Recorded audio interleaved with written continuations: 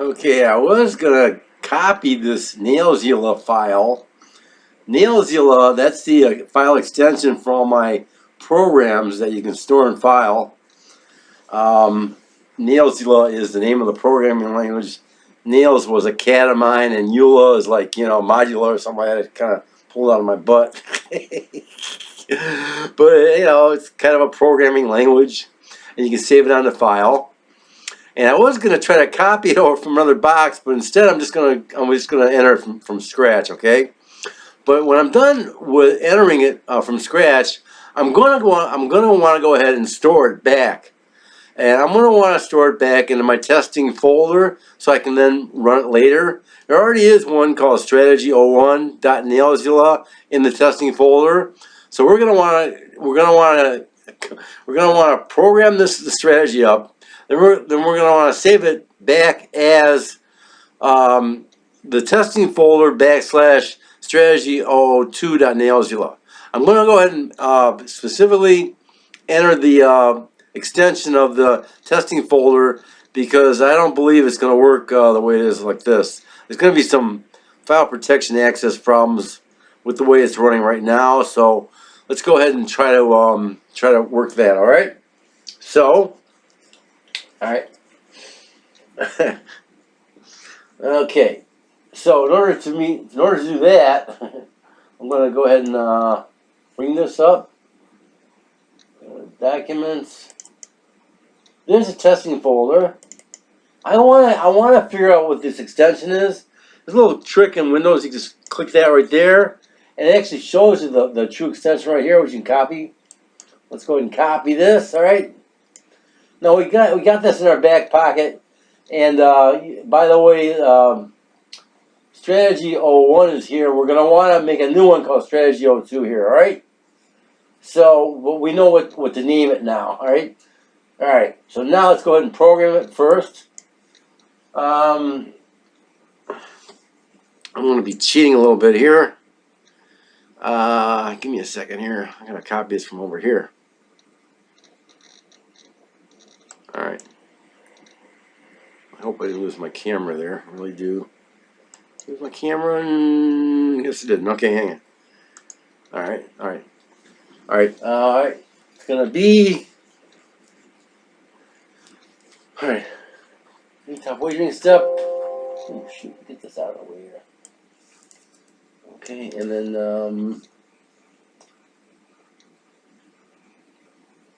one.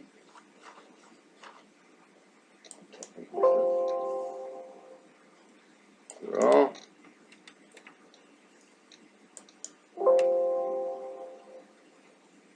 $10.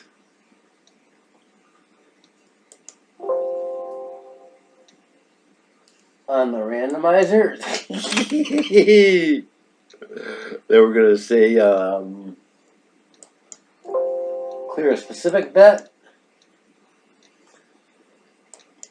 And specifically we're going to clear these out because the randomizer, it may randomly make these bets here.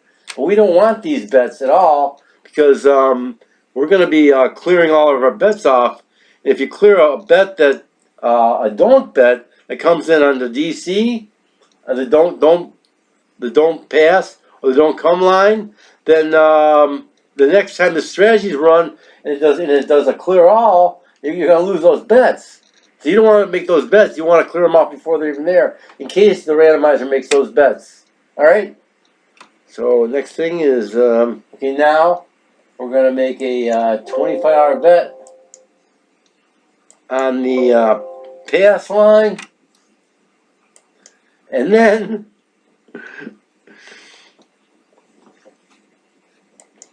we're going to use the add to layout key here. And then we're going to enter what's called a control step. I haven't talked about control steps yet, but here's a control step which says stop the bet maker. All right? So it's yeah, so the strategy is I'll tell you what, let me just I'll get it going here. I'll show you what it really is, okay? Oh, by the way, we want to start the program off in the first step, and now let's go ahead and save it to file so we don't lose our work here, okay? So I want to change this to a 2. You see what I'm doing here?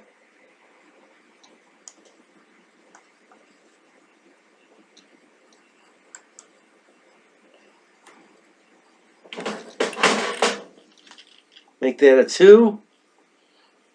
Then I'll go back here and I'll paste that file folder's name in there. I'll add 1 extra backslash in there. See that? So now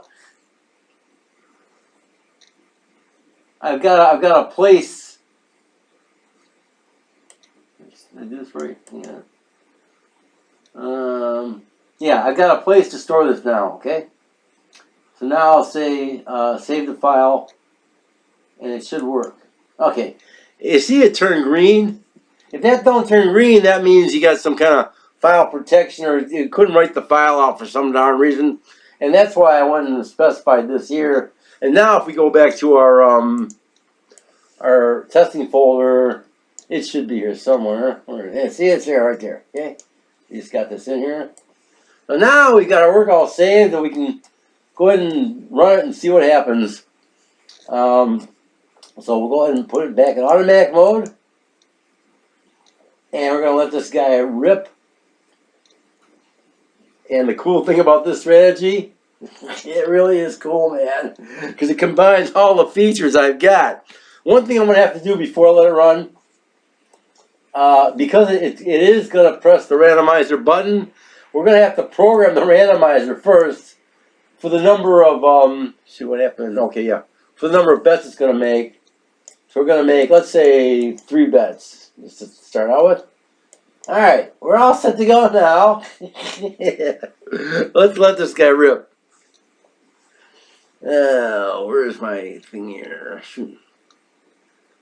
Hang on a second. Okay. All right. This is a cool strategy. What it does is it keeps it introduces randomization, so you don't really know what it's going to be doing, and but then it also uses these radio buttons as well to go ahead and accumulate stuff, and then it incrementally adds to the layout. So if you get on a nice long roll here, it's going to keep building your bets up higher and higher. But you really, because it's using the randomizer to make some of the bets, you really have no. You really don't know what it's going to be actually doing in the strategy. All right. Now I got to tell you right now, I know I didn't program this right, because that shouldn't be here, right? I should have cleared this bet out. So I don't think I programmed this quite right.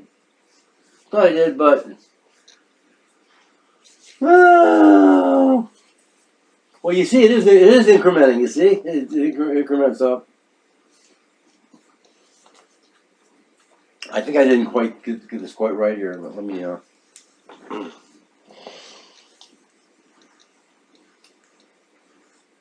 And obviously, if it wasn't right, then we could just pull it back and recall it and store it back and fix it that way. Pretty cool stuff, isn't it, though? Okay. Now I'm going to change gears completely now. And I'm going to go ahead and show you, while this thing is running like this, I'm going to bring up my deal. I'm going to show you my dealer program one more time here. Okay. I want to show you something really, really neat here. Table menu here, my menu of menus, remember? We were clicking this before. There's another menu button over here. It's called the connection control button. Go ahead and click that. We're all done with Nailzilla now. We're all done with it. I'm going to completely change direction now and show you something completely different. This is kind of a, it's a control panel for the dealer program here. It's kind of showing you what happened when the program started up, what parameters were used to start the program up. Remember I was telling you that there's these things called domains, like the list of servers that this particular dealer is dealing to. Well, this is how it works. This is actually, when the program comes up, it shows you what the parameter file was that started up, okay? You can look through this and try to determine what's here. Basically, this is a list of all the games he's talking to right here. This is how he knows who to talk to, okay? So that's how these domains are established. I could actually show you the file itself, but I want to show you something else in the meantime. Obviously, you know that there's a lot of messaging going back and forth, right? Messaging going back and forth between this dealer and the nine server programs he's talking to. I want to show you something here called trace. All right, brings up a whole other thing over here. This is it's a trace that's actually showing you what the messaging is going on between the dealer and all the server programs. Okay, this here is what the dealer sends out. He says, "I'm a dealer." Okay, and sometimes he also says signals like ABD. Okay, or he gives this information sometimes. He sends this to all the servers. Now this is what the servers all reply to him with, okay? So he sends out like a dealer message, and they come back with this information here, okay? And what's really cool is the way this all works is it uses a self-describing messaging format. Now, I actually invented this for Ford Motor Company back in 1989. We all used to call it Marty Bus. It's a, let me try to get this, pause this up here a little bit so you can see what's going on here.